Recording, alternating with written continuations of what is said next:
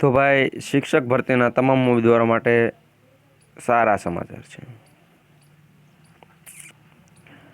ખુશ ખબર એ છે કે ભાઈ કટ ઓફ એટલે કે મેરિટ નહીં યાર, કટ ઓફ જ કહેવાય ને। હા, કટ ઓફ ખૂબ નીચું જવાનું છે।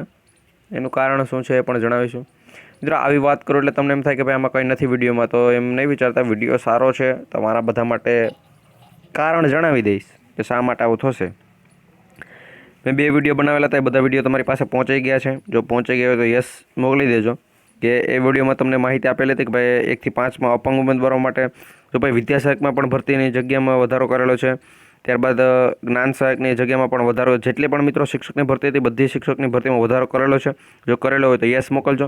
ને વિદ્યા સહાયક ભરતીમાં એમ તમને થાય કે ભાઈ ફક્ત PH કેટેગરીના ઉમેદવારો માટે જગ્યાનો વધારો કરેલો છે, તો એવું નથી મિત્રો। PH પ્લસ આપણે જે પણ તમામ જે પણ આવે છે PH ના હોય તેવા ઉમેદવારો, જનરલ હોય, SCBC હોય, EWS, SC ST તમામ માટે જગ્યાનો વધારો કરેલો છે। એ વિડીયો પણ જો તમારી પાસે પહોંચી ગયો હોય તો કોમેન્ટમાં યસ મોકલજો।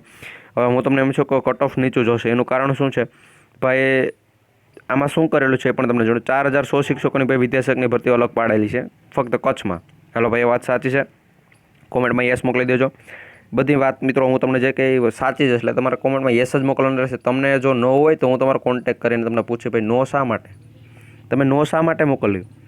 હવે મિત્રો એનું કારણ શું છે, કટ ઓફ શા માટે નીચું જશે, તો મિત્રો જો 100 ઉમેદવારોની ભરતી કરવાની હોય મિત્રો, 100 ઉમેદવારોની, તમને સમજાવો યાર, વિડીયોમાં બહાર નહીં નીકળે, પછી બધી માહિતી પણ આપીશ।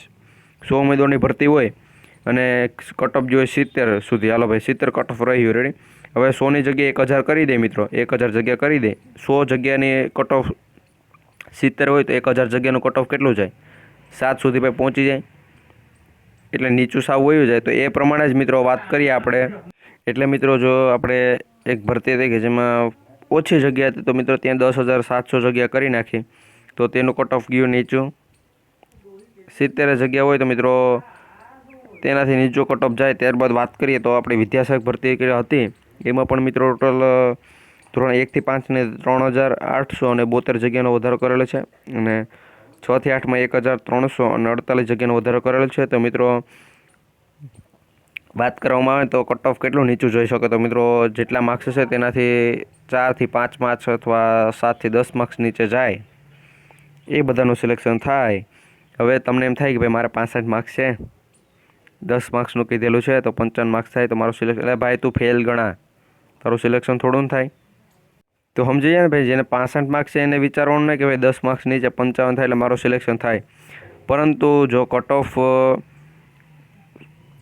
કોઈ પણ ઉમેદવારનું સિલેક્શન થઈ ગયું ને ભાઈ એને 75 માર્ક્સે સિલેક્શન થઈ ગયું, તો ભાઈ જેને 68 માર્ક્સ છે એ બધાને આશા રાખવાની કે આપણું સિલેક્શન પણ થશે।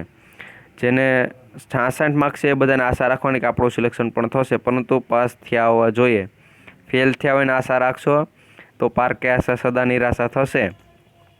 વિડીયો સારો લાગ્યો હોય તો લાઇક કરજો, તમને બધું સમજાઈ ગયું હોય અને મેં જે પણ વાત કરી એ બધી સાચી હોય તો કોમેન્ટમાં યસ મોકલજો।